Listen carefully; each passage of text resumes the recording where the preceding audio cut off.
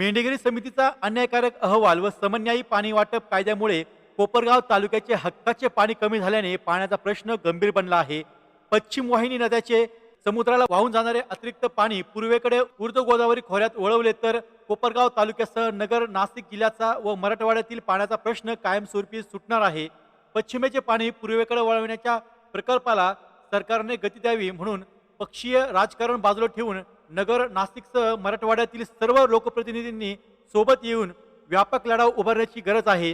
पाणी प्रश्न सोडवण्यासाठी शेतकऱ्यांनी व जनतेने साथ द्यावी. तसेच येत्या 2 ऑक्टोबरला होणाऱ्या ग्रामसभेत याविषयी ठराव करावा असे आवाहन संजीवनी उद्योग समूहाचे अध्यक्ष बिपिनदादा कोल्हे व सहकार महर्षी शंकरराव कोल्हे सहकारी साखर कारखान्याचे अध्यक्ष विवेक कोल्हे यांनी केले आहे. कोपरगावचे विद्यमान आमदार कोपरगाव मतदारसंघात आपण गेल्या 3.5 वर्षात 3000 कोटींचा निधी आणल्याचे सांगत सुटले आहे. जर त्यांनी खरोखर एवढा निधी आणला असला तर मतदारसंघातील प्रत्येक गावाला निधी मिळून पाणी, रस्ते, विकासाचे इतर प्रश्न कायमचे सुटले असते. पण प्रत्यक्षात तसे घडल्याचे दिसत नाही. विद्यमान आमदार भूलथापा मारून जनतेला वेड्यात काढत आहे. ज्यांनी समन्यायी पाणी वाटप कायद्याला मुकसंमती देऊन कोपरगाव तालुक्याचे हक्काचे पाणी घालवले तेच लोकप्रतिनिधी आता पाणी प्रश्नी खोटी वक्तव्य करून जनतेची दिशाभूल करत आहे, अशी खरमरीत टीका कोल्हे यांनी यावेळी केली आहे. कोपरगाव तालुक्यातील सहकार महर्षी शंकरराव कोल्हे सहकारी साखर कारखान्याची 61वी वार्षिक सर्वसाधारण सभा सोमवारी 25 सप्टेंबर रोजी संजीवनी उद्योग समूहाचे अध्यक्ष तथा कारखान्याचे ज्येष्ठ मार्गदर्शक संचालक बिपिनदादा कोल्हे यांच्या प्रमुख उपस्थितीमध्ये कारखान्याचे अध्यक्ष विवेक कोल्हे यांच्या अध्यक्षतेखाली खेळीमेळी संपन्न झाले आहे. या प्रसंगी ते बोलत होते.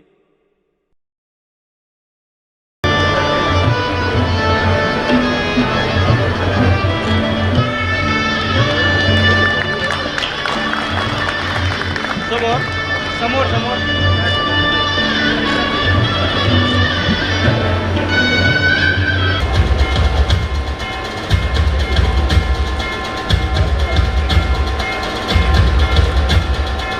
काळे साहेब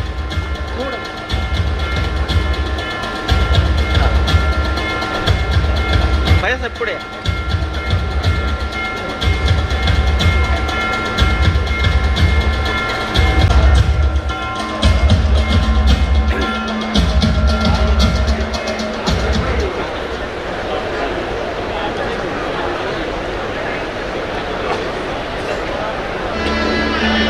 सर्वप्रथम 61व्या वार्षिक सर्वसाधारण सभेसाठी उपस्थित असलेले सर्व सभासद बंधू, खाते प्रमुख, कर्मचारी सगळ्यांचं मी संचालक मंडळाच्या वतीने या ठिकाणी सहर्ष स्वागत करतो. 22-23 या वर्षाच्या कारखान्याच्या कामकाजाच्या अहवालानिमित्ताने 23 ताळेबंद नफा तोटा पत्रक तसेच 23-24 वर्षाचे अंदाजपत्रक आपणापुढे सादर करण्यास निश्चितपणाने मला आनंद वाटतो आहे. आज खरं तर कोपरगाव तालुक्याचे भाग्यविधाते आपल्या कारखान्याचे संस्थापक आदरणीय स्वर्गीय शंकररावजी कोल्हे साहेब, ज्यांच्या अनुपस्थितीत ही दुसरी सभा आहे. सर्वप्रथम त्यांच्या स्मृतीस मी विनम्र अभिवादन करतो. त्याचप्रमाणे आज पंडित दीनदयाल उपाध्याय यांची आज जयंती आहे. त्यांच्या स्मृतीस देखील विनम्र अभिवादन करतो. ज्या ऊस उत्पादक घेणाऱ्या सभासद 23-24 मध्ये ज्यांना आता आपण सन्मानित केलं अशा सौ पल्लवीताई बोठे, परशुराम देवकर, राधाकिशन जाधव, श्री रामदास काटवणे यांचे अभिनंदन करतो. आपण सर्व सभासदांनी त्यांचा आदर्श घ्यावा अशी मी आपल्याला आव्हान आणि अपेक्षा व्यक्त करतो.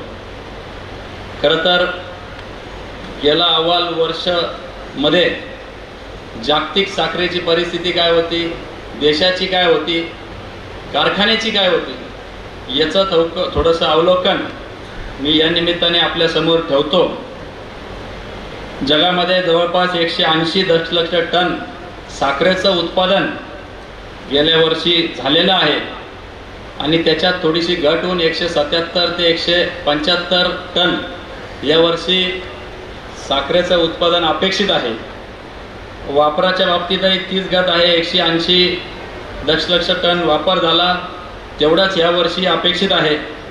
शिल्लक साठा साधारणपणे 72 लाख टन मागच्या वर्षी होता आणि या वर्षीही राहणार आहे असे सगळे अंदाज वर्तवले जात आहेत.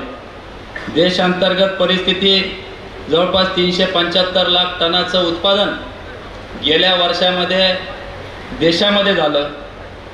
मागच्या वर्षी काही प्रमाणात ऊसामध्ये वजनामध्ये घट झाल्यामुळे एकूण महाराष्ट्राचं उत्पादन 111-12 टनावरून 105 लाख टनावर मागच्या वर्षी आलेलं आहे आणि या वर्षी अंदाजे ते 100 ते 102 लाख टन होईल अशी अपेक्षा महाराष्ट्राच्या बाबतीत वर्तवली जात आहे. त्याचप्रमाणे या सगळ्या याच्यात जागतिक उत्पादनात हिस्सा भारताचा जवळपास 18 ते 19% येतो आणि एकूण सहकाराचा हिस्सा जवळपास 5% 5.5% त्या ठिकाणी येतो. आणि अशा या परिस्थितीमध्ये देशांतर्गत साखरेचं उत्पादन मागच्या वर्षी जवळपास 63 लाख टनाचं निर्यात भारतामधून साखरेची झालेली आहे आणि 275च्या आसपास खप या देशामध्ये साखरेचं झालेलं आहे. त्याचप्रमाणे गेल्या वर्षभरामध्ये इथेनॉलचं उत्पादन जवळपास 378 कोटी लिटरचं करार या देशामध्ये आपल्या इथेनॉलचे झालेले होते, परंतु प्रत्यक्ष सप्लाय 232 लाख लिटरचाच त्या ठिकाणी झालेला आहे. त्याचप्रमाणे ग्रेन बेस्ड डिस्लरीतून जवळपास 147 कोटी लिटरचा उत्पादन किंवा करार अपेक्षित होते, त्या बदल्यात फक्त 47 कोटी लिटर त्या ठिकाणी पोहोच झालेले आहे. असं एकूण पुरवठा फक्त 280 कोटी लिटर, 526 जो अपेक्षित होता त्यामध्ये 280 कोटी लिटर झालेला आहे.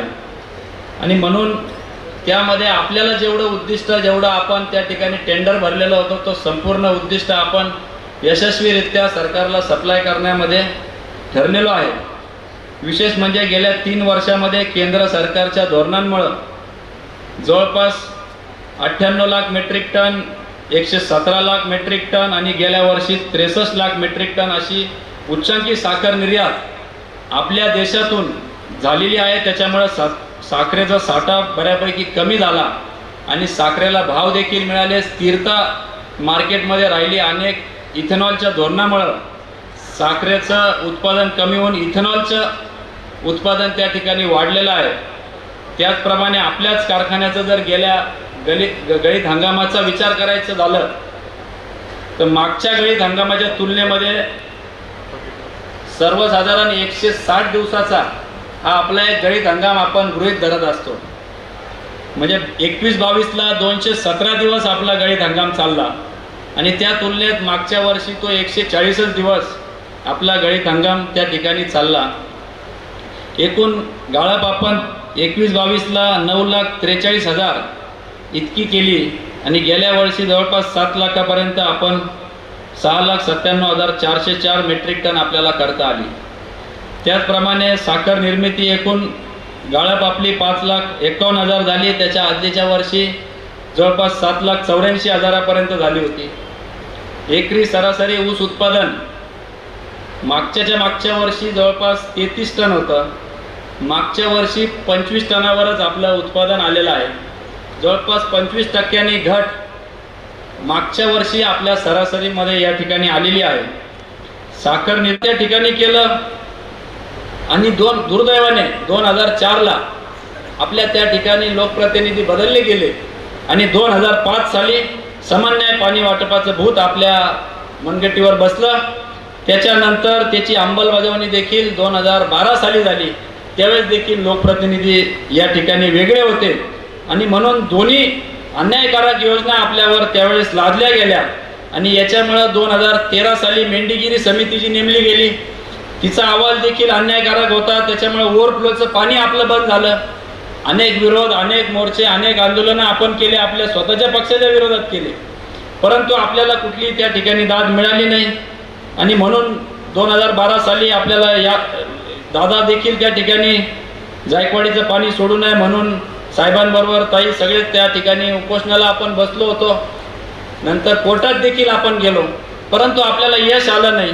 आणि शेवटी हक्काच्या पाण्यासाठी आपण आपला पक्ष त्याग त्यावेळेस केला आणि 2014 मध्ये आपल्या सगळ्यांच्या आशीर्वादाने ताई त्या ठिकाणी निवडून आल्या आणि पहिल्याच अधिवेशनामध्ये नागपूरमध्ये ताई पायऱ्यांवर बसून निळवंडे कालवे झाले पाहिजे, पाण्याच्या प्रश्नासाठी आवाज उठवला. अनेकदा विधानसभेमध्ये ताईंनी त्या ठिकाणी आवाज उठवला. कालव्यांचं नूतनीकरणासाठी जे महत्त्वाचं काम म्हणजे कलवट असतं, रुंदीकरण करता येतं पण कलवटचं बांधकाम होणं गरजेचं होते. त्याच्यासाठी निधी मिळवला. जवळपास 18-19 मध्ये पिंजाळ नदी जोड प्रकल्प जो आहे वळण बंधारे आदींसाठी 3292 कोटीचा त्यावेळेस 18-19 मध्ये मंजुरी देखील झाली. परंतु दुर्दैवाने 2019 मध्ये पुन्हा आपले त्या ठिकाणी लोकप्रतिनिधी बदलले. साहेबांना नंतर पॅरालिसिसचा हे झाला आणि त्याच्यानंतर आपण अनेकदा 2021 साली गडकरी साहेब आले, त्यांच्याकडे देखील पश्चिमेचं पाणी पूर्वेकडे वळवा म्हणून वेळोवेळी पाठपुरावा ताईंनी, दादांनी आणि साहेबांनी केला. परंतु अद्याप 4 वर्षामध्ये 3292 कोटी मंजूर होऊन सुद्धा त्याच्यावर काहीच त्या ठिकाणी पुढचं पाऊल उचललं गेलेलं नाहीये. आणि म्हणून हे सगळं बघता 10 वर्षांनी मेंढीगिरी समितीचा पुन्हा फेर विचार त्या अहवालाचं करावं म्हणून आता फेर विचार त्या ठिकाणी उच्चस्तरीय समिती नेमलेली आहे. त्या समितीकडे देखील आपण आग्रह धरलेला आहे. काल परवा मी लोकप्रतिनिधींची बातमी वाचली की समान न्याय पाणी, पत्रकार बंधू बसलेले इथं, समान न्याय पाणी काय कायदा रद्द झाला, बिना अधिवेशन घेताच कायदा रद्द केला यांनी आपल्या इथंच. म्हणजे कायदा त्यांच्या कालखंडामध्ये झाला. कुठलाही अभ्यास न करता फक्त त्या ठिकाणी दिशाभूल करायची, लोकांना काहीतरी वेड्यात काढायचं, एकदाही सभागृहामध्ये त्या ठिकाणी काही प्रश्न मांडायचे नाही, आक्रमक पवित्रा त्या ठिकाणी घ्यायचं नाही. खरं तर 19 ते 2022-23 करोना होता, पावसाचं पर्जन्यमान बरं होतं, परंतु आज त्याचं महत्त्व आपल्याला या वर्षी कळतं आहे. जवळपास साहेब कायम सांगायचे की अप्पर वैतरणाचं जर सॅडल गेट टाकलं तर 2 TMC पाणी आपल्याला या ठिकाणी उपलब्ध होईल. 105 कोटी बाबा त्या ठिकाणी मंजूर झालेले आहे. जवळपास 1.5 वर्ष झालेलं त्याचं टेंडर निघून कॉन्ट्रॅक्टरला दिलं गेलेलं आहे, परंतु अद्यापही प्रत्यक्षात काम त्या ठिकाणी चालू झालेलं नाही. महसूलच्या काही अडचणी आहे, महसूल मंत्री देखील आपल्या जिल्ह्यातील आहे. अपेक्षा एवढीच राज्य सरकारकडून, लोकप्रतिनिधींकडून की हे मार्ग लवकर पक्षाचे जोडे बाजूला ठेवून आपल्या तालुक्याच्या दृष्टीने, कारखान्यांच्या दृष्टीने हा महत्त्वाचा आणि जटिल प्रश्न झालेला आहे. अनेकदा कोल्हे साहेब एकमेव असे नेते होते की जे हा आवाज उठवायचे, अभ्यासपूर्वक मांडणी करायची. आज जर आपण नाशिक ते मराठवाडा अभ्यास केला ते बरेच नगरसेवकचे आमदार झाले, बरेच जण पाणी प्रश्नाची जाण नसलेले त्या ठिकाणी आमदार झाले आणि म्हणून हा प्रश्न पोटतिडकीने कोणीच त्या ठिकाणी मांडत नाहीये. आणि दुर्दैवाने अशीच जर परिस्थिती राहिली तर येता कालखंड आपल्या कारखान्या आणि शेतकऱ्यांसाठी फार अडचणीचा आहे, याची मला तरी जाणीव झालेली आहे. आणि म्हणून या माध्यमातून जे काय आता MWRR इकडं किंवा कुठं आपल्याला भांडावं लागेल त्याकरता आपल्याला सगळ्यांना पुन्हा एकदा संघर्ष पक्षाचे जोडे बाजूला ठेवून आपल्याला उभा करावा लागेल. कारण की आपण ऐकतो की पहिलं ऐकलं 1000 कोटी रुपये आले तालुक्यात, 2200-2300 कोटी रुपये आले आणि काल परवा पत्रकारांनी बातमी दिली 3000 कोटी रुपये आले. या स्पीडने झालो तर जवळपास 10,000 कोटी आपण इलेक्शनपर्यंत जाऊ असं वाटतं मला. कारण की कुठल्या आपल्या तालुक्यामध्ये जवळपास 80-90 गावं आहे. 3000 भागिले 100 गावं आपण करू, वरचे 20 गावं कोपरगाव शहरात ॲड करू, तरी एका गावाला 30-30 कोटी आले पाहिजे. बरोबर आहे ना? मग आले का तुमच्या गावाला 30-30 कोटी रुपये आले का? मला सांगा. आले असतील तर सांगा मला, हो का नाही मध्ये सांगा. आले का? तुमचं ते नाही मध्ये त्यांना जाग येणार नाही बरं का. तशी 30 कोटी आले का तुम्हाला सांगा बरं. नाही आले, हात वरती करून सांगा म्हणजे पत्रकार छापतील. आले का 30 कोटी? नाही आले. आणि म्हणून अशा परिस्थितीमध्ये फक्त दुसऱ्या जाहिरातीत ते कधी 3,500-4,000 कोटी होतील माहीत नाही. परंतु आज गणपती निमित्ताने अनेक तालुक्यावर फिरत असताना अनेक परिस्थिती, रस्त्यांची परिस्थिती दयनीय आहे. 1250-1300 किलोमीटरचे सगळे रस्ते जरी धरले तरी आपल्या तालुक्यात येतात. आणि 3000 कोटीपैकी 1 कोटी किलोमीटर प्रमाणे 1200 कोटी जरी दिले असते तरी सगळे रस्ते चकाचक झाले असते आपले. परंतु कुठंतरी जनतेला वेड्यात काढायचं, भूल तापा द्यायच्या आणि दिशाभूल करायची वेळ आपल्याला या निमित्ताने मारून नेता येईल. पण भविष्यातली पुढची पिढी आपल्याला निश्चितपणाने माफ करणार नाही. आणि म्हणून आपल्याला हे सगळे विषय आपल्या कारखान्याशी, शेतकऱ्यांशी, आपल्या जीवन मरणाशी, आपल्या पुढच्या पिढीशी निगडीत असल्यामुळं आपल्याला हे पुन्हा एकदा साहेबांच्या कडून प्रेरणा घेऊन आपल्याला दादांच्या मार्गदर्शनामधून आपल्याला हा लढा पुन्हा एकदा उभारावा लागणार आहे. त्याच्याकरता आपल्या सगळ्यांची साथ लागणार आहे. त्याच्याकरता तुम्ही तयार आहात का नाही, एवढाच माझा या निमित्ताने प्रश्न आहे. मी हो किंवा नाही मध्ये सांगा की तुम्ही या पाणी प्रश्नाचा लढा उभारण्यासाठी तुम्ही तयार आहात का नाही. या हो मध्ये ना मी मग नाही केलेलं बरं नेतृत्व.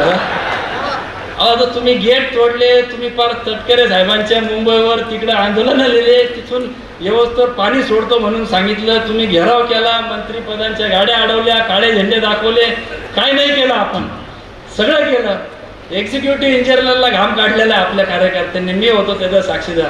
तर आपल्याला हा लढा हा तीव्रपणे उभा करावा लागेल. कारण की शेवटी आपण मायबाप सरकार म्हणतो, आई देखील त्याच बाळाला दूध पाजते जे बाळ रडतं. आपण रडतच नाहीये, आपण सगळे वा 3,000 कोटी आले टाळ वाजवा. आपले मूळ प्रश्न बाजूला राहिले.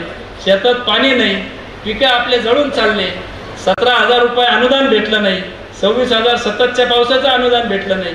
अनेक प्रश्न आपल्या समोर भेडसावत आहेत. आणि म्हणून आपल्याला प्रामुख्याने पाणी प्रश्न आता हा नगर किंवा नाशिक विरुद्ध मराठवाडा असं न करून आपल्याला सगळ्यांना एक मुठीने नगर, नाशिक आणि मराठवाडा एकत्रित येऊन हा पाणी प्रश्न आपल्याला मार्गी लावा लागेल. कसा लावता येईल त्याच्या अनेक उपाययोजना आहेत. जवळपास 30 वळण बंधारे त्या काळी सुचवले गेलेले होते. त्यातले 24 वळण बंधाऱ्याचं टेंडर निघालं, त्यातले 4 TMC पाणी येईल आपल्याकडं, परंतु 3 TMC पाणी येईल. जवळपास 4 TMC पाणी 6 वळण बंधारे त्याचं अजून टेंडर काढलेलं नाही आहे, त्याला अजून निधी तितकासा मिळालेला नाही आहे, त्याला चालना गती तेवढी दिलेली नाही आहे. जवळपास वैतरणा सॅडल डॅम 105 कोटीचं त्या ठिकाणी टेंडर निविदा निघालेली आहे, 1.5 वर्ष झालं त्याचं काम चालू नाही आहे. ते जर पाणी आलं तर अतिरिक्त समुद्राला 2 TMC वाहून जाणारं पाणी आपल्याला उपलब्ध होऊ शकतं. त्याच्यामुळे त्याचा लढा आपल्याला उभारावा लागणार आहे. त्याचप्रमाणे दामनगंगा, वैतरणा, गोदावरी याच्यात 60 TMCचं पाण्याचं प्रोव्हिजन आहे. दामनगंगा, एकदरा, गोदावरी याच्यासाठी 5 TMC पाणी आहे. दामनगंगा, पिंजाळ, वैतरणा, गोदावरी याच्यात 10 TMC पाणी आहे. वैतरणाचं पाणी हे मुंबई महानगरपालिकेला जातं, पण पिंजाळ धरण जे 10 TMC नवीन प्रस्तावित आहे ते 100% मुंबई महानगरपालिकेसाठी प्रस्तावित आहे. आणि म्हणून ते धरण जर लवकर बांधलं गेलं तर आपल्याला अप्पर वैतरणेचं पाणी आपल्याला लगेच मिळू शकतं. जवळपास 11 TMCचं पाणी नुसतं एकटं अप्पर वैतरण्यात. आणि हे जे 100 कोटीचं जर काम आत्तापर्यंत मार्गस्थ लागलं असतं तर आपल्याला हे 2 TMCचं अतिरिक्त पाणी आणि भातसळ धरणामध्ये जे काय मृत साठा किंवा तो साठा वापरलाच जात नाही तो मुंबईला देऊन हा वरचं पाणी आपल्याला जवळपास 7-8 TMC सुद्धा उपलब्ध होऊ शकतो अशी परिस्थिती आहे. परंतु अभ्यासपूर्ण याची मांडणी होत नसल्यामुळं, जनजागृती पुढच्या पिढीमध्ये होत नसल्यामुळं हा मोठा प्रश्न आपल्या समोर भेडसावतो आहे. आणि त्या ठिकाणी आदरणीय दादांचं मार्गदर्शनाखाली साहेबांचं नातू म्हणून काम करत असताना अपेक्षा फार उंचावलेल्या आहे. बरं, त्यात गणेश कारखाना आल्यामुळे अजून अर्ज वाढले माझ्याकडे नोकरीचे. त्याच्यामुळे त्या अर्जाला सामोरे जाताना अनेकदा प्रश्न उपस्थित होतो की आपल्याकडं नवीन उद्योग व्यवसाय का येऊ शकत नाही.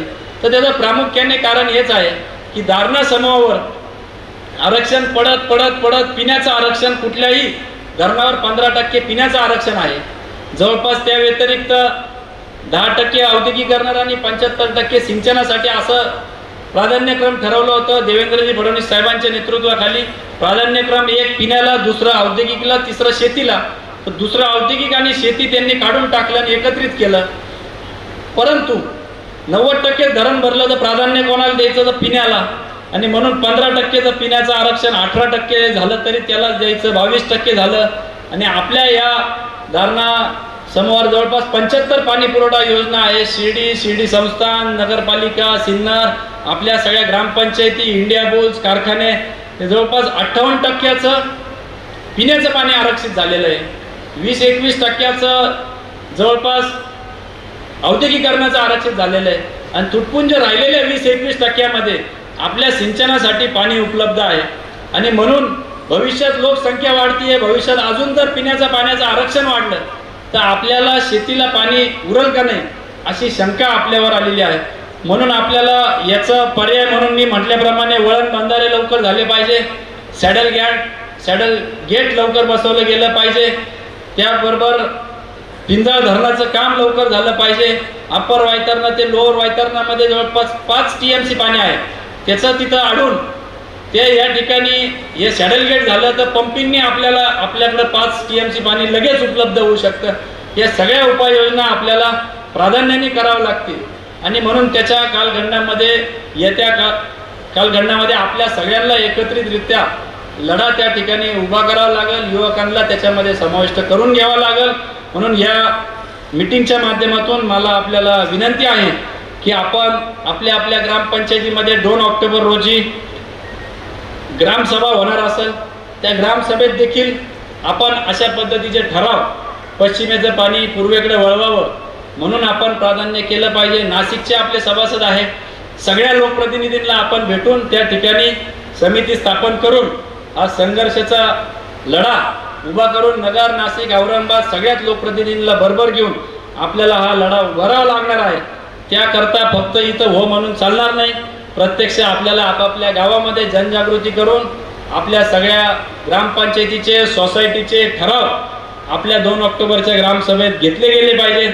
मी आज देखील आपल्या या जनरल मीटिंगमधून आवाहन करतो की आपण देखील ऐन वेळच्या विषयामध्ये पश्चिमेचं पाणी पूर्वेकडे वळवण्याकरता जे काय उपाययोजना केली पाहिजे त्याचे ठराव आज आपण सर्वानुमते आज या मीटिंगमध्ये मंजूर करून घेऊया. पुनश्च एकदा आपण या ठिकाणी मोठ्या प्रमाणात उपस्थित झाले, शांतपणे आमचं सगळ्यांचं म्हणणं ऐकून घेतलं, त्याबद्दल आपले मी आभार व्यक्त करतो.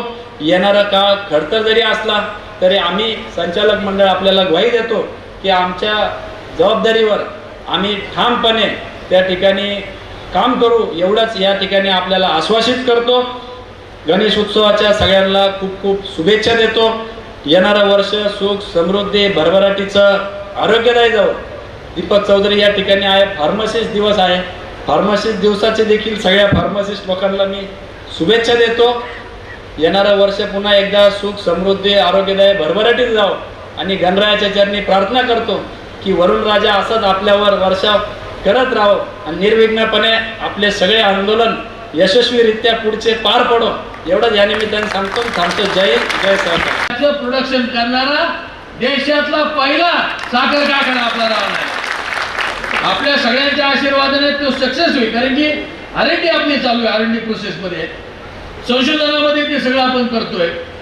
त्या दृष्टीने आपण सगळे पावलं त्या ठिकाणी उचलतोय की ही जे लोक म्हणतायत पुढे काय होईल, नाही बाबा तुम्हाला ती चालत नाही आमची साखर, तर जी शुगर फ्रीची आहे त्याला डायबिटीसनी काही होणार नाही, गोड तर लागेल पण त्यांनी डायबिटीस वाढणार नाही, अशा पद्धतीचं सुद्धा जे साखर आहे ती सुद्धा तयार करणारा आपला हा देशातला पहिला साखर कारखाना राहील मी तुम्हाला सांगतो.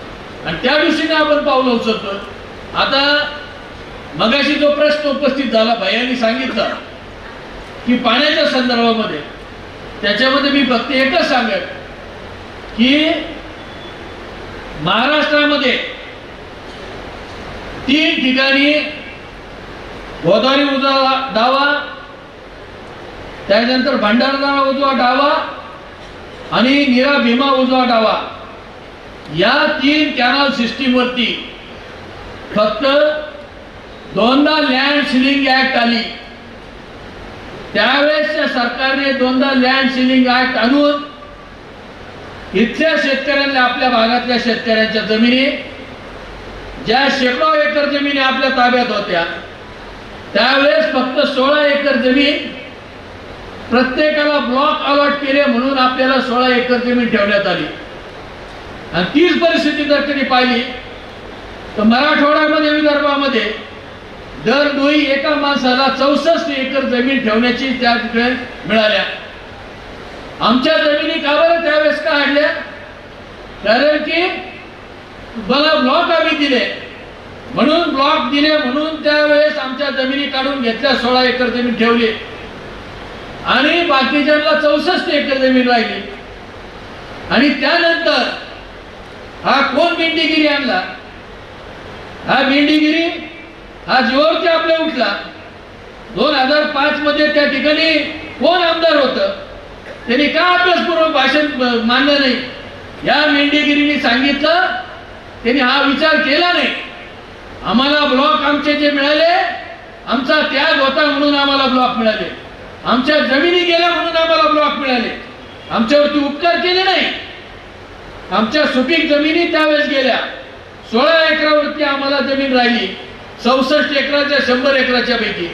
आणि म्हणून तेच राबवत असताना फक्त गोदावरी उजवा डावा केनाल आणि भंडारदरा उजवा डाव्या केनालवरती मेंढीगिरीत लागू झाला. निरा भीमाला का नाही झाला?